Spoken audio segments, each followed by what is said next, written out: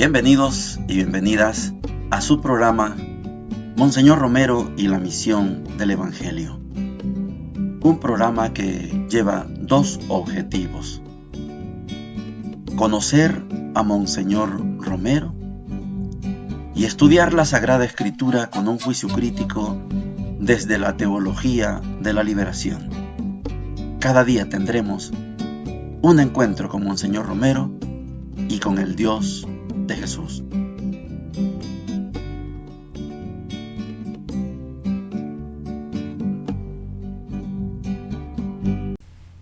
Hola, ¿qué tal? Este es su programa Monseñor Romero y la misión del Evangelio.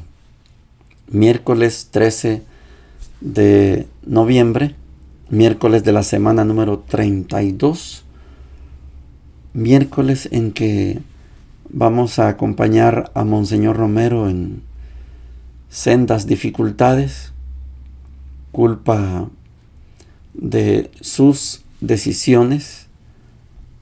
Hoy comenzamos viendo el trabajo de la oficina de pastoral.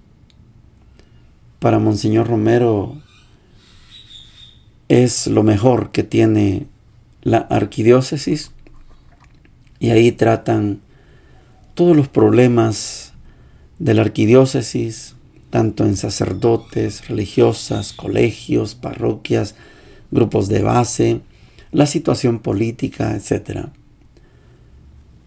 Pero las cosas delicadas comienzan cuando llega el encargado de la Embajada de los Estados Unidos a hablar con Monseñor Romero, sobre todo por la carta que Monseñor mandó al presidente Jimmy Carter, que la leyó en la homilía del domingo pasado. Y el encargado de la embajada primero le aclara que el presidente no ha recibido la carta. Y segundo, quiere explicarle a Monseñor Romero, y yo puedo usar la palabra que usábamos antes, a nadie le quería explicar, como si Monseñor Romero no tuviera conciencia de esa carta. Quiere explicarle que lo que el gobierno está haciendo no es una ayuda militar, no es una... Y Monseñor lo escucha, pero no le cree.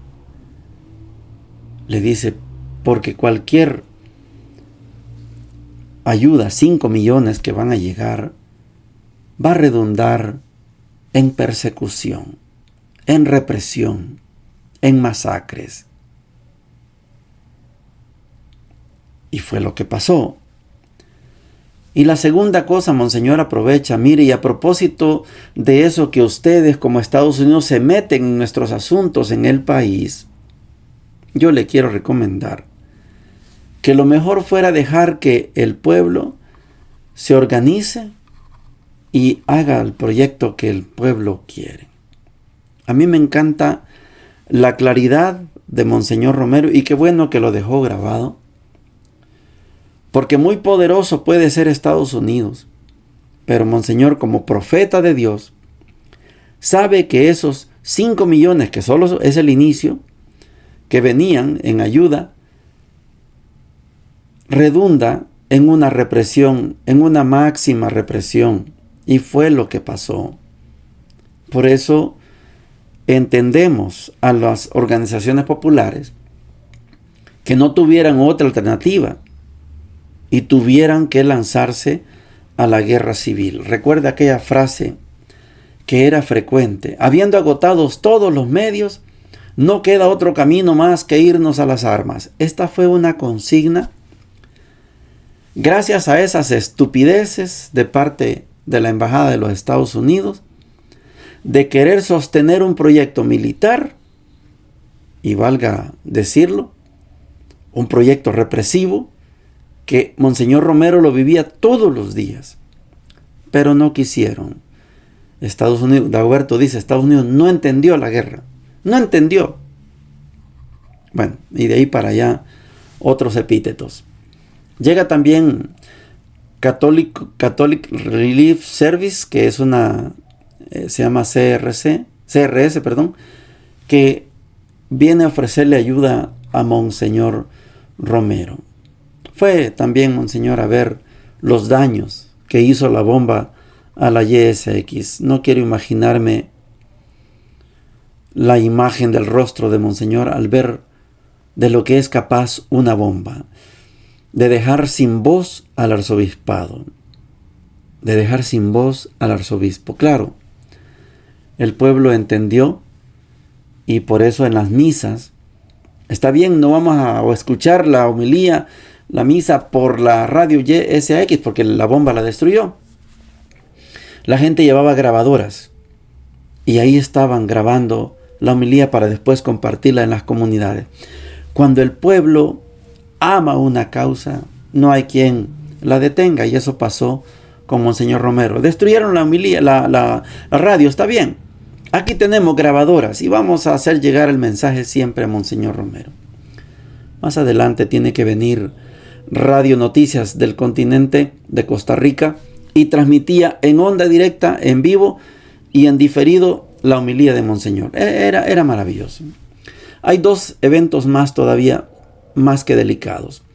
Primero, la reunión con la Coordinadora Revolucionaria de Masas. Monseñor sigue llamando Coordinadora Nacional de Organizaciones Políticas y Populares, pero están tratando de ponerse de acuerdo con cómo van a seguir con eso de las tomas que perjudican a la arquidiócesis, a las parroquias concretamente. Y la otra reunión delicada, llegan las FPL, llega un elemento de las FPL y Monseñor dice fuerza clandestina.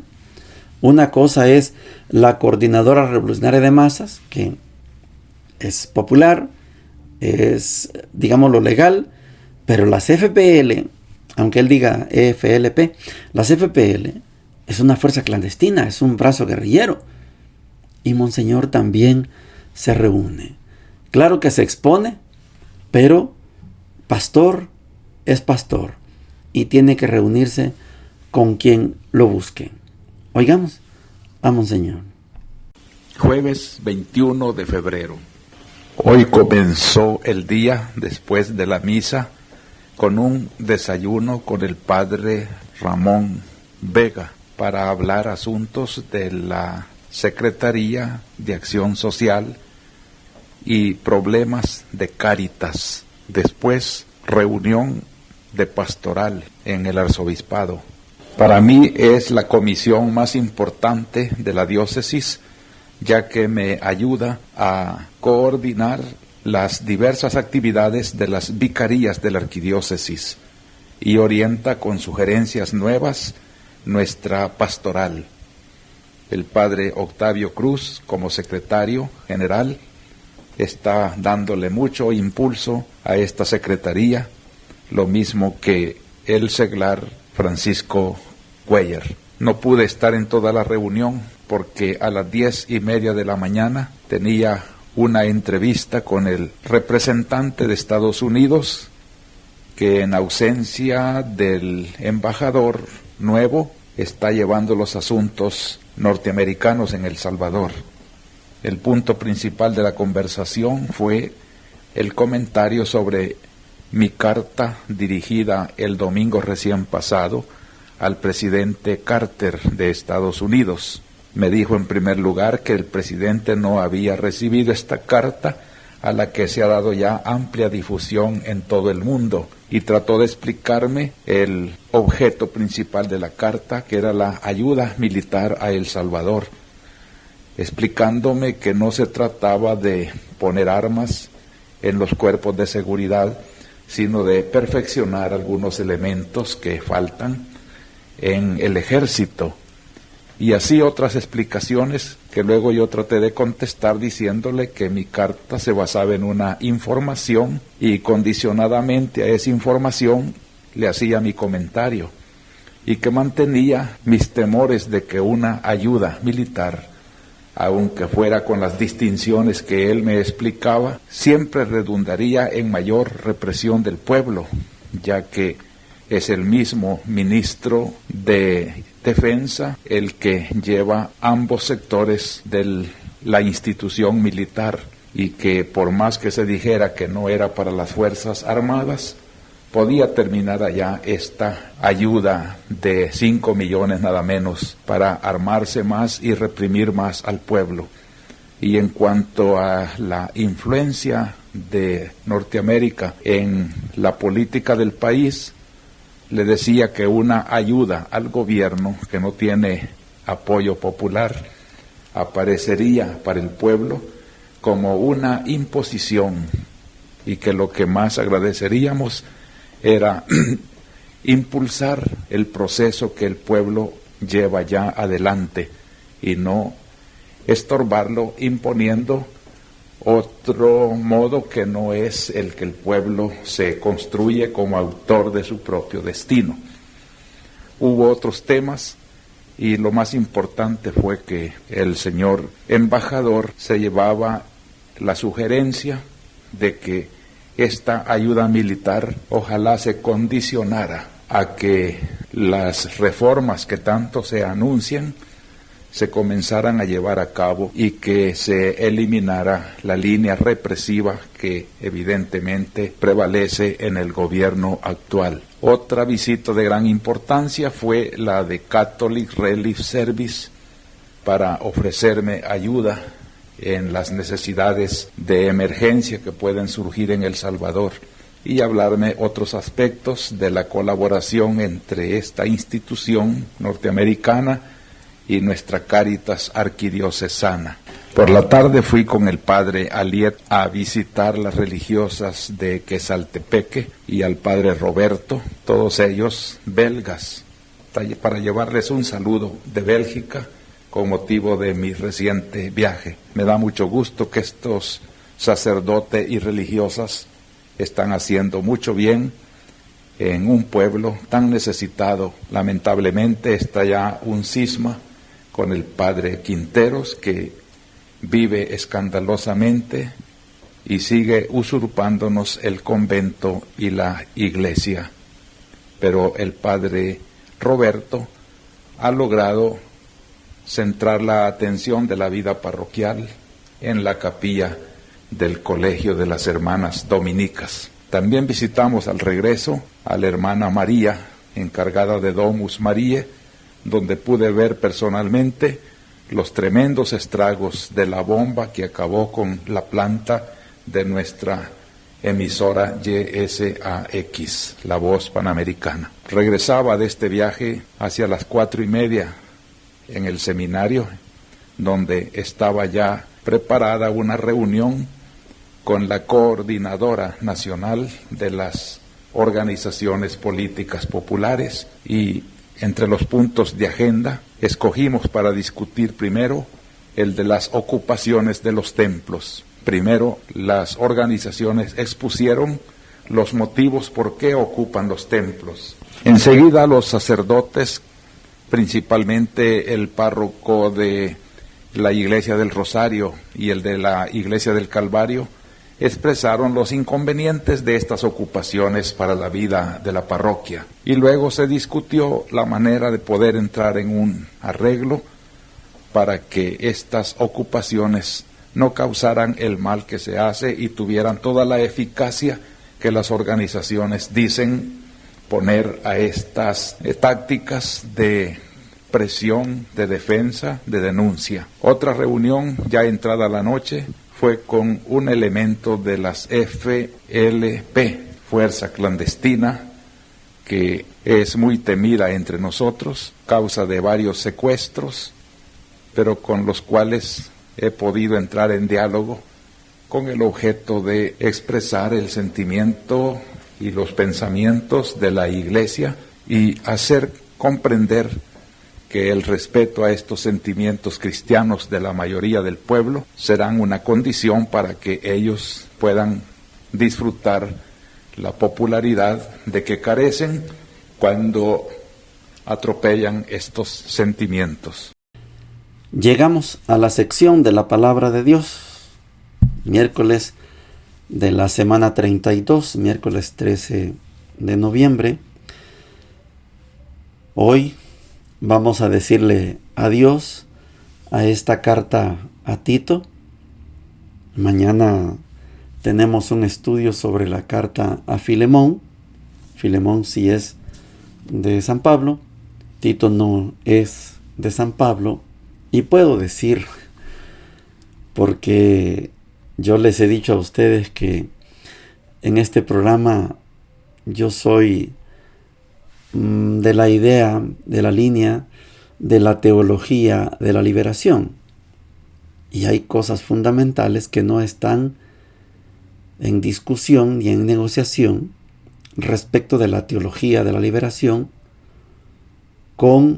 en este caso, con los textos sagrados, que son sagrados, pero no por ser textos sagrados, no dejan de tener equivocaciones. Esto es lo que vamos a hacer ahora al finalizar la carta a Tito, que no es de San Pablo. Yo oigo varios programas y dicen, carta de San Pablo a Tito. No, no es de San Pablo. Fue alguien que escribió, pero no fue Pablo. Tito, capítulo 3, versículos del 1 al 7, dice lo siguiente.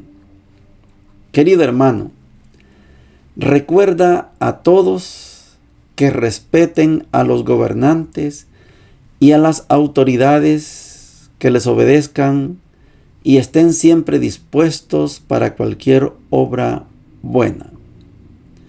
Que no injurien a nadie y sean amantes de la paz, que sean benévolos y demuestren una gran humildad con todos los hombres.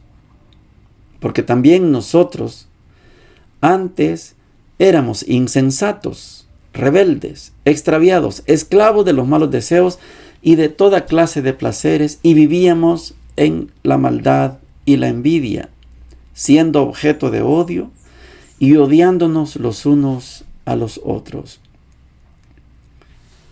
Pero cuando se manifestó la bondad de Dios nuestro Salvador y su amor a los hombres, no por las obras de justicia que habíamos realizado, sino solamente por su misericordia, Él nos salvó, haciéndonos renacer por el bautismo y renovándonos por el Espíritu Santo, y derramó abundantemente ese Espíritu sobre nosotros por medio de Jesucristo nuestro Salvador, a fin de que, justificados por su gracia, seamos en esperanza herederos de la vida eterna.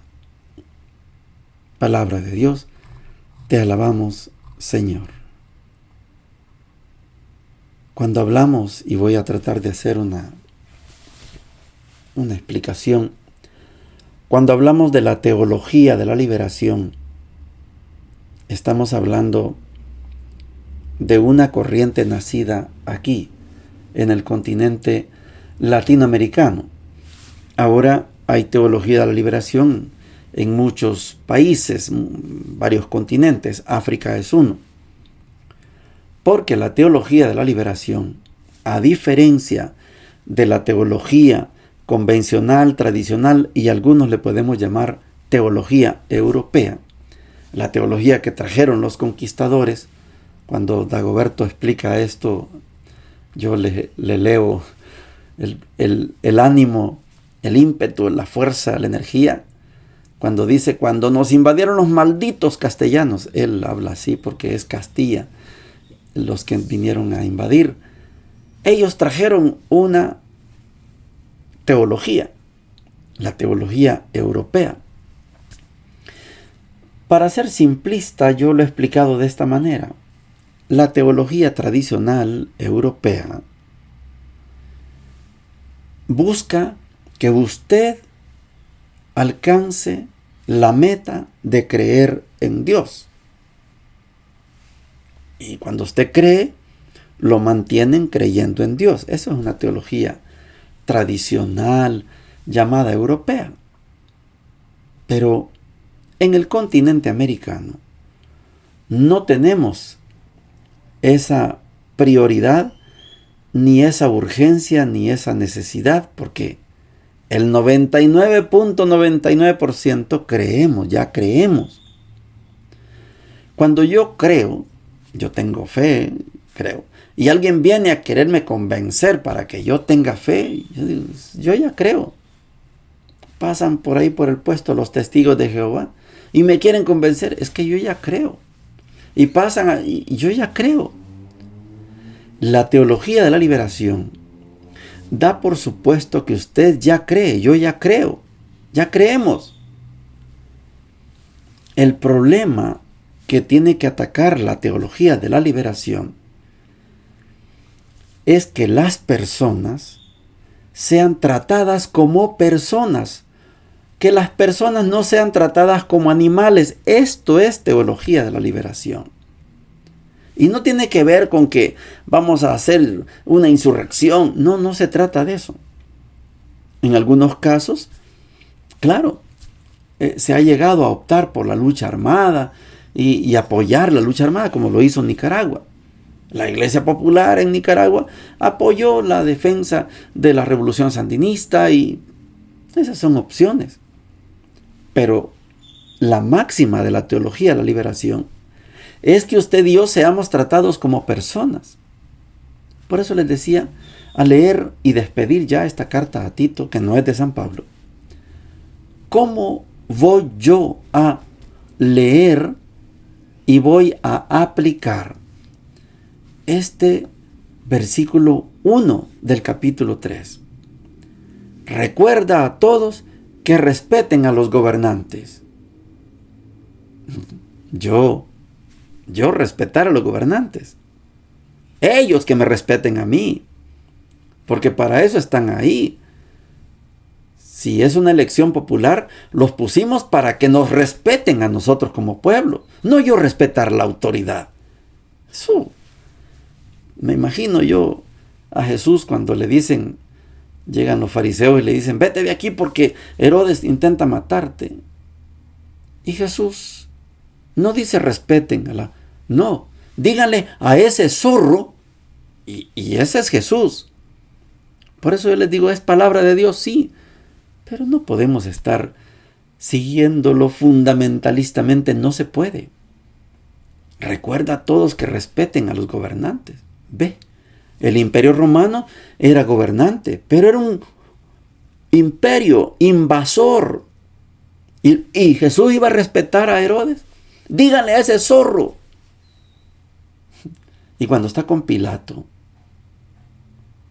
no tendrías poder si no te hubiera venido de lo alto. O sea, el poder no es tuyo. El poder no es del César. El poder te viene de lo alto. Y el poder es para que digas sí y para que digas no. Y con Jesús, Pilato debió decir no. No lo crucifico. El clamor, el grito era crucifícalo. Él hubiera podido decir no. El poder no le venía del César ni del Sanedrín. El poder le venía de Dios. Y él tenía el poder de decidir sí o no. Y dijo sí. Crucifíquenlo, llévenselo. Cuando el autor de esta carta a Tito toca el tema, recuerda a todos que respeten a los gobernantes. No se nota que ahí había leído el Evangelio de Jesús. Yo doy por sentado que esta carta a Tito, con esta expresión, desdice lo que Jesús vino a enseñar. Las parábolas, esos tiros con chanfle, como decimos, con curva, esos tiros astutos para que el mensaje llegue al destinatario sin que nadie lo interrumpa. Esto no está claro aquí. Recuerda a todos que respeten a los gobernantes. Y aquí viene otra frase. Y a las autoridades que les obedezcan. No se trata de obedecer por obedecer. Y estén siempre dispuestos para cualquier obra buena. Está bien. Pero la sociedad tiene que hacer un viraje de 180 grados. Si va para allá, tiene que venir para acá. No es el pueblo al servicio de las autoridades, al servicio del gobernante. Los gobernantes están al servicio del pueblo. Y cuando no se entiende esto, entonces el pueblo se vuelve cliente del gobierno. Y te doy algo para que votes por mí. Son mercaderes de la política. Todo el resto de la carta, de este trocito del 1 al 7, claro que está haciendo una buena referencia al cambio que han dado en las comunidades. Nosotros también éramos así, insensatos, necios, etc. Pero al conocer a Cristo, la cosa cambia. La teología de la liberación no se preocupa tanto en que usted crea, porque usted ya cree, a su manera, como quiera, pero usted cree. El problema es que la religión, la iglesia, la fe, no provoca liberación. No provoca que yo deje de ser una cosa, una mercancía, como las mujeres que se prestan para ser fotografiadas en bikini y enseñando casi todo para promocionar una batería, una llanta, un carro. Esa liberación, que la mujer no sea tratada como mercancía, tiene que llegar. Que la mujer sea tratada como digna mujer, no como un objeto, como una mercancía. O como en una orquesta. La canción va por un lado y ahí está un montón de mujeres bailando. ¿Qué tiene que ver la canción con una muchacha bailando semidesnuda? Las mujeres no se dan cuenta que son mercancía, que son objeto del mercado. La liberación consiste en que si usted conoció a Cristo, usted es persona. Usted no es mercancía. Usted no es cosa. No es objeto. Las mujeres y los hombres, los niños, niñas, todos y todas tenemos que ser verdaderamente personas y personas libres. Esto es la teología de la liberación. Tomar conciencia que Jesús nos salvó de ese mundo cuando éramos mercancía, cuando éramos objetos, cuando éramos nada, cosas, y éramos tratados como animales. Cristo, claro, nos rescató de ahí. El Evangelio de hoy está tomado de Lucas capítulo 17, versículos del 11 al 19, y dice lo siguiente. Mientras se dirigía a Jerusalén, Jesús pasaba a través de Samaria y Galilea. Al entrar en un poblado, le salieron al encuentro 10 leprosos que se detuvieron a distancia y empezaron a gritarle: Jesús, Maestro, ten compasión de nosotros. Al verlo, Jesús les dijo: vayan a presentarse a los sacerdotes. Y en el camino quedaron purificados. Uno de ellos, al comprobar que estaba curado, volvió atrás alabando a Dios en voz alta y se arrojó a los pies de Jesús con el rostro en tierra dándole gracias. Era un samaritano. Jesús le dijo entonces: ¿cómo? ¿No quedaron purificados los 10? ¿Los otros 9 dónde están? Ninguno volvió a dar gracias a Dios, sino este extranjero. Y agregó: levántate y vete. Tu fe te ha salvado. Palabra del Señor. Gloria y honor a ti, Señor Jesús. Lucas 17, 11 al 19. Este pasaje ha sido muchas veces explicado. Algunas veces la explicación se concentra en el agradecimiento. Yo quiero ir un poquito más allá del simple, voy a ponerle simple con comillas y con subrayada con negritas, simple agradecimiento. Es que esta escena no es tanto solamente una escena de un agradecimiento. Vamos a ir por partes. Primero, Jesús en el Evangelio de Lucas ya tomó la decisión decidida de caminar hacia Jerusalén. Está recorriendo ahorita las ciudades de Samaria y Galilea. Galilea está afuera de Israel, Galilea de los gentiles, es una ciudad pagana, allá está Nazaret, ahí se crió Jesús. Galilea. Samaria es la capital del reino del norte, destruida por supuesto, pero ahí estaba la ciudad Samaria. Galilea, Samaria, Samaria y Galilea. No ha entrado Jesús a Jerusalén, ya va a entrar. En ese contexto de caminar por la ciudad de Galilea y Samaria, le salen estos 10 leprosos. Hay que entender cómo es el rito de un leproso. Desde lejos le gritan: Jesús, Maestro, ten compasión de nosotros. El rito de un leproso es: no se puede acercar a la gente sana porque la va a contagiar. Entonces grito de lejos: Jesús, Maestro, ten compasión de nosotros. Quiero que le pongamos atención a la respuesta de Jesús. Al verlos, Jesús les dijo: vayan a presentarse a los sacerdotes.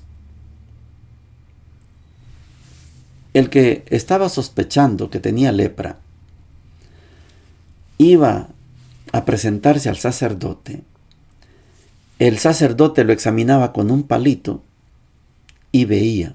Si el sacerdote decía: eres leproso, a partir de ese momento ese leproso ya no podía acercarse a la gente sana. Y deambulaba por los montes y con una campana decía, sin hablar: soy leproso, aléjense. Y la gente oía la campanita y huía porque se podían contagiar de la lepra. Jesús les dijo: vayan a presentarse a los sacerdotes. Todavía no hay señal de curación. Vayan a presentarse a los sacerdotes para que el sacerdote los examine. Eso no dice el Evangelio. El sacerdote los va a examinar y él va a decir si son o no son leprosos. Eso fue lo que dijo Lucas en este pasaje. Vayan a presentarse a los sacerdotes. Y los 10 agarran camino y se van a presentarse a los sacerdotes. Pero en el camino quedan sanos. Hay un milagro en el camino. La ley decía que si yo tengo una llaga que no se me cura, debo ir al sacerdote para que él me examine y me diga si soy o no soy leproso. Si me dice que no soy leproso, sigo mi vida ordinaria. Si me dice que soy leproso, hasta ahí llegó mi vida ordinaria y me dedico a deambular por los montes para no contaminar a nadie. Pero quedaron limpios los 10. Uno regresó a dar gracias. ¿Y los otros 9? ¿Dónde están? Vamos a ver. Cuando les decía en la primera lectura el fenómeno de la liberación, la teología de la liberación, tome en cuenta usted que Jesús no les dijo: oigan, jóvenes, ¿y ustedes creen en Dios? No, vayan a presentarse a los sacerdotes. Pero el que regresó, los 9 se fueron, ya están sanos, no importa si tienen fe, importante es que quedaron libres de la lepra. Pero este que regresó, samaritano, y acaba de pasar Jesús por Samaria, samaritano, se postró y agradeció. Se arrojó a los pies de Jesús con el rostro en tierra, dándole gracias. ¿Dónde están los otros 9? Los otros 9 no querían liberación, solo querían sanación. Este samaritano, al postrarse ante Jesús, no solo tiene fe, porque ya le gritaron: Maestro, ayúdanos. Y este samaritano recibió la liberación.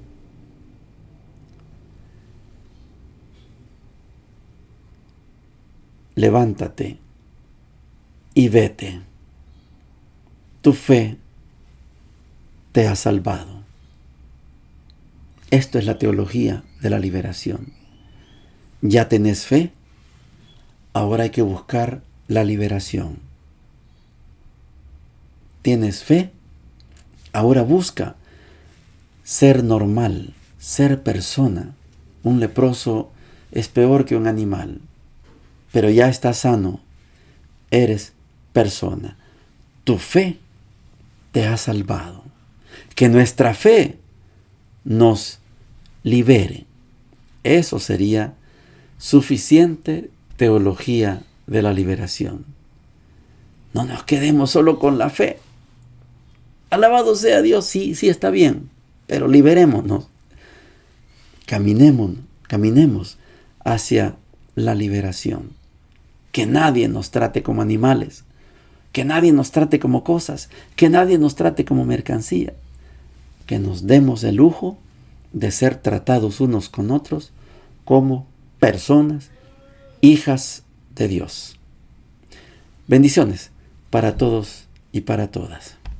Hemos presentado Monseñor Romero y la misión del Evangelio. Hasta la próxima.